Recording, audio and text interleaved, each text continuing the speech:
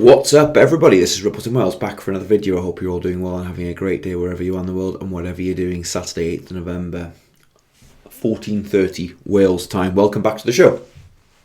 Hope you're doing all right. We've been having a fun weekend. We've got the sun shining here today. Just been up the hills. Did a morning walk, plod / run.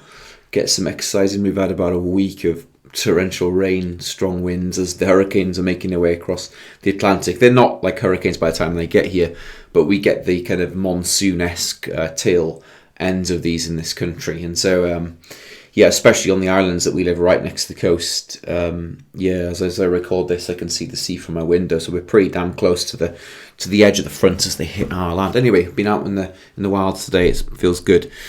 But let's get into covering some content today. We've got the markets at the minute. BTC is still ranging at 101k, 101,731. XRP is in this kind of, it's in a kind of demand, how would I call it? Would I call it an accumulation zone? It's in the same zone that it's been in for the past 12 months now. Not that that's a bad thing, not that it's a good thing, it's supply-demand mechanics. They'll work themselves out. Some interesting candles showing here on the daily on the XRP USD chart. This is on the Bitstamp. Interesting set of candles there. I've seen that style of candle before somewhere else. Some of them jump at me. I'm no 2A expert. I'm just learning like you guys. But often when I see candles like that, they remind me of like, where was it? Things like this. You see here down here before you have a pop. I don't know. We'll see. Anyhow. Right, let's jump into the. If you haven't met me before on X, this is my handle, username, whatever you want to call it these days, at Ripples in Wales, and I'm pretty busy on here. You can also see the YouTube channel is posted up there at the top. We also have a Rumble channel here. You can find it at Digital Assetverse.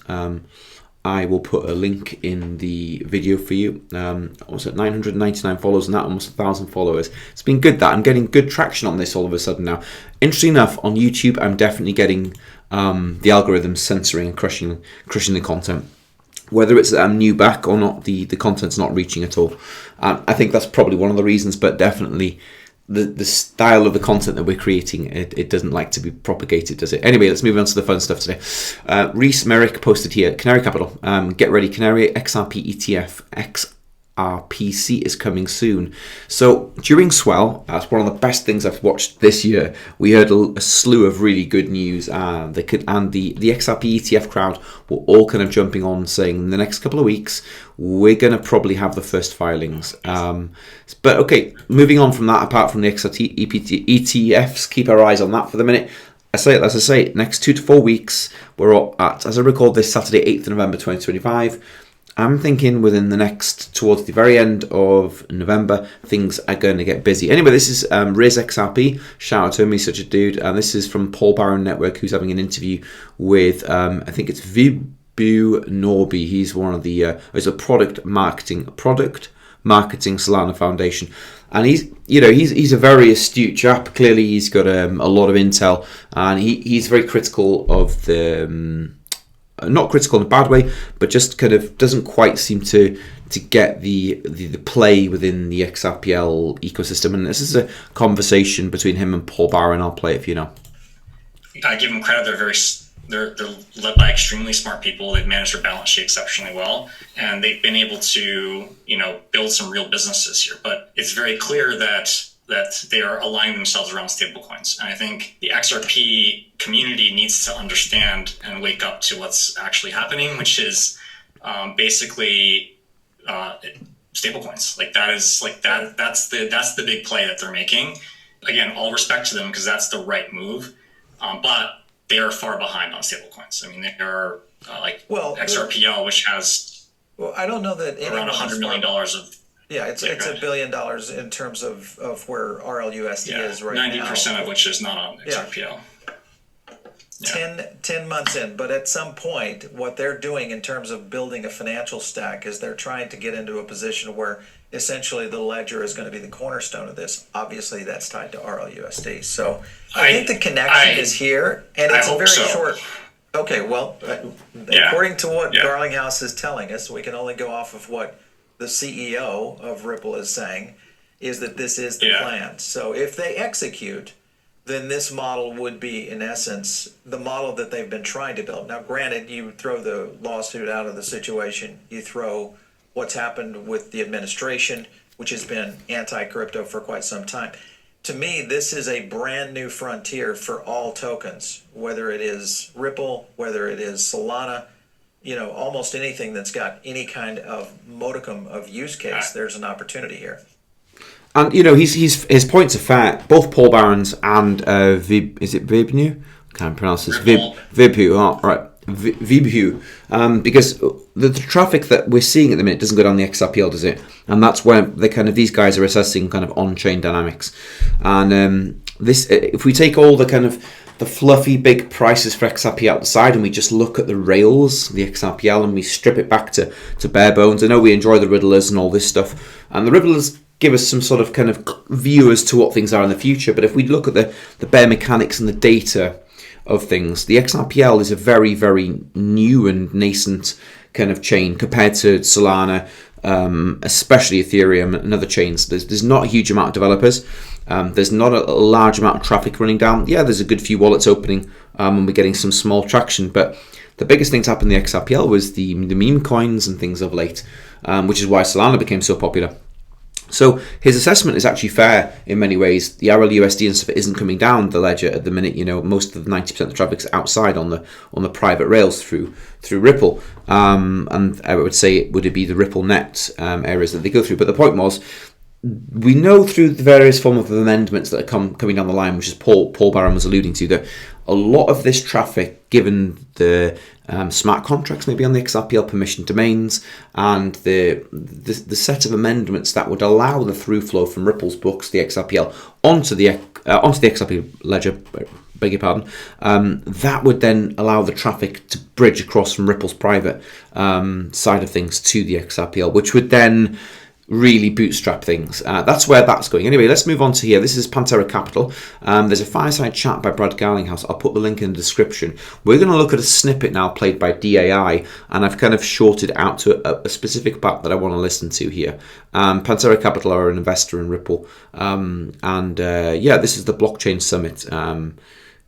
Business across Europe, less so in Southeast Asia and the Middle East, but it was a tough years. It was, and actually I want to point out for the audience that the U.S. government's stance on blockchain is literally the polar opposite of the rest of the protocols that we call the internet, right? Yeah. The U.S. government literally built ARPANET and gave all kinds of safe harbors. Al Gore invented it. Yeah, Al Gore invented it. That was nice of him. But they gave, safe harbors in Congress, 8.25% discount for Amazon versus a real bookstore with, bricks and mortar. And all of the biggest internet companies in the free world are in the U.S., and they were scaring all the protocols out of the U.S. You're preaching to the choir on this one. I still think they're going to be. This to me does represent the future of rewiring financial infrastructure. It's cheaper, it's faster, it's more auditable. Those are all things that the government should care about, and it's good for consumers. It's good for businesses. It's good for growing the economy. Why we had a period of time that the U.S. government was anti these technologies makes no sense to me. But we're past it, and so we're entrepreneurs that build for the future. So in building, you're doing a lot of M&A work. Could you share some of your thoughts on that? So we decided kind of at the end of last year, beginning of this year, that there's a moment in time we thought Ripple was in an advantageous position. We were going to play offense with acquisitions. We've announced, I think, 3 acquisitions this year, the biggest of which was the largest non-bank prime broker called Hidden Road. Now, the Hidden Road does crypto and non-crypto activity, but if you want, I'm going to use generically, if you want the Citadels of the world to lean in and participate, you need counterparties and prime brokers that actually can service Citadel's needs. If you don't have those, then the Citadels of the world can't lean in at this scale. And Hidden Road was doing quite well, but their balance sheet, relatively speaking, was small to service some of the biggest, the Jane Streets, some of the biggest players out there. Ripple has a big balance sheet, and since announcing that acquisition in, I think, May, we basically 3x their revenue run rate, which they were already doing quite well and profitable. And we're serving some of the larger customers, serving customers that already were more broadly, so that's going really well. We bought Rail, which is one of the largest stablecoin payments companies, kind of based out of Toronto. That was a deal we just announced in August, and we're working on a couple more right now. So great, been a busy year on that front. Yeah, big stuff occurring. And, you know, I think the main thing DAI was pushing here, that Ripple have the regulatory North Star, remind XRP is the digital asset with regulatory clarity before legislation. He's spot on here. This is also another clip by Andrew de Vibis. I hope I haven't, Vilbis, beg your pardon. And this is CNBC by Ripple Swell. It was during Ripple Swell conference, an interview with CEO Brad Garlinghouse. In the wake of Ripple's buying spree, the likes of 6 total acquisitions, didn't know it was 6, might have slipped up there, I knew there was 4, including over $2 billion worth of private share buybacks, not to mention all this top of institutional demand to own equity in the rapidly growing crypto infrastructure. Full interview, and I'm going to kind of play it from a certain point again here. And the Biden administration and Gary Gensler and the SEC was kind of resisting that clarity, and I think now we're seeing a very... Paused. With both Dems and Republicans to bring forward things like the Genius Act, which already passed, providing stablecoin clarity so you can see that market grow and see the United States lead in that market. What we still haven't yet seen, which hopefully as the government opens up again, we hope, the Clarity Act is something that's being discussed to provide the clarity around what is a digital asset, what's a security, what's a commodity, and that we hope that other assets have what XRP fought for in the courts to be declared not a security, but others in the industry don't have that clarity that the XRP has. Donald Trump had also... It might be worth pausing there just to reflect on what he just said. Okay, the clarity is going to give an indication as to what tokens are what. We have not had that yet. And we're staring down the barrel within maybe 6 weeks. Well, as I say, it's November the 8th as I record this. Maybe 6 weeks by Christmas, the government's open and they start to get some form of legislation on the president's desk. And my point is, we're looking at these 20 million altcoins, and I think there is going to be a day of reckoning as the regulations drop, because there are going to be 2 very prominent assets that come out standing head and shoulders above the rest. One is Bitcoin, and number 2, I think, is the XRP, because it's already fought legally through 5 years of political and judicial battles. Now, if that's the case, which I think it is, what on earth is going to happen to the other 2 million tokens, these altcoins that are existing? You know, is it the top 20 that might get reviewed as maybe, I don't know, commodities? So, you know, given their decentralized nature, or we don't even know what they are, right? They're just not securities. There's no idea of what they are. Bitcoin essentially is a commodity because it's mined, but the rest of the tokens I don't know what classification they're going to get. Anyway, it's coming, and it's worth paying attention to, and it's worth certainly thinking about your portfolios. It's something that keeps me up at night. You know, the tokens that have got institutional positions with, like your Ripples, like your Hederas, like your Stellas, they're all big companies, and they're likely to be all right and around for a while, right? But moving down the kind of the risk factor to your portfolios, it might be worth just a thought or two. So that was what I wanted to play on that. Anyway, moving on, this is the from Digital Asset Investor and the ETF era of crypto from Matt Hogan here, and he's the CEO of Bitwiser. Absolutely. We think there's demand for exposure to a large number of those altcoins. I think that you'll see assets like XRP and other major assets get their ETFs relatively soon. We've seen filings from the SEC, not talking about any specific filing, but we've seen those moving through the system. We're going to wake up in 6 months and investors are going to be able to use high quality, low cost ETFs to access the top 10, maybe top 20 ETFs. And then the next exciting thing beyond that is you're going to start to see ETFs that package those together in diversified exposures. Those index-based ETFs, I actually think, could be one of the surprises of the market. I could think they could be, bigger even than the Ethereum ETF. So there is definitely more coming from Bitwise. We've entered the ETF era of crypto, And I think that's a very good thing for investors. That's an interesting point with the indexes of these ETFs. They will be very, very exciting because they'll put a basket of them together. I don't know about the point to do with the Ethereum ETFs because it was an absolute flop and failure, given that nobody wanted to buy ETFs for Ethereum because you get native staking on chain for it. Anyway, moving on. This is Chad Steingraber, WisdomTree Physical CoinDesk 20 Spot ETF. Okay, look at this. So this is WisdomTree's Physical CoinDesk 20 Spot ETF, and this is the percentage of each tokens in it. Now, Chad has put at the bottom here, notice that XRP keeps getting a larger slice of those index pies. Bitcoin at 31%, Ethereum at 21%, XRP at 19.6%. We're not going to mention Solana, but it is taking a big slice, Solana. But again, it's just the venture capital funds play, isn't it? We've seen this playbook. I've been here since 2015. I've seen every twist of the knife and play of the game and charade play out.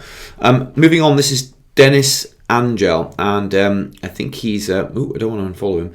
He is putting out here a smart contract post on XRP's AlphaNet. Now, it's like a DevNet, I'm presuming.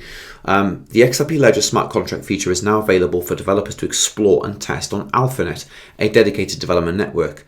It's like Canary on Songbird on Flare Networks. This groundbreaking implementation brings native Layer 1 smart contract capabilities to the XRPL, combining familiar design patterns of EBM-style contracts with the power of XRPL's native features and transactions, bottoms up. Now, that's huge.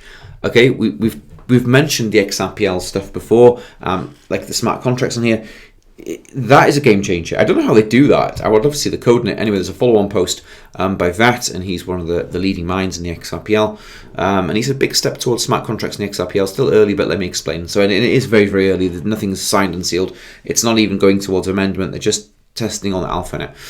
Why smart contracts in the XRPL ledger, and what does it mean for our ecosystem? This is the interesting part. Advanced institutional products and service on chain, prediction markets, innovation, AMM lending protocols. No more amendments for every single feature. We need just code it and deploy. That's very, very interesting. High security for the XRPL because of less protocol changes needed. Liquidity can be monetized and guarded by banks, institutions, retail and projects. Privacy protocols. Ooh, that's an interesting one. Privacy protocols. The list goes on. Now, Hodor just tagged me in a post earlier on to say that he thinks that he wonders whether privacy mode. We've seen Zcash get a massive pump lately, right? Well, do you not think that they are already thinking about privacy protocols on this post? I'm pretty sure that Hodor tagged in a post here. I can't see it now. Anyway, really interesting side of things. And to finish off a bit of fun, XRPL CEO has made sure that someone's put me forward as the Ripple CEO for the day. And I think what I've said, if we go to my profile here, I've put a post out regarding the what I'd like to happen as CEO of the today. As put GM as CEO today, I would like to call for less division, less tribalism, and more good vibes all around. XRP is a very special asset, and Ripple's a very special company. I have zero doubt that XRP will be the chosen asset for global trusted liquidity across the planet. We can now rise above all the haters. They haven't quite caught up with us yet. It's not a competition when you've already won. Plans within plans, my friends. So we'll leave it at that. It's a bit of fun. Yeah, as I mentioned before, we've got my Rumble channel here. Please give that a follow. Again, I'll put a link in the description for it. It's digital asset versus who's going to be the person that takes us to 1,000 followers. It's been a big grind, but we're getting some good viewership on this now.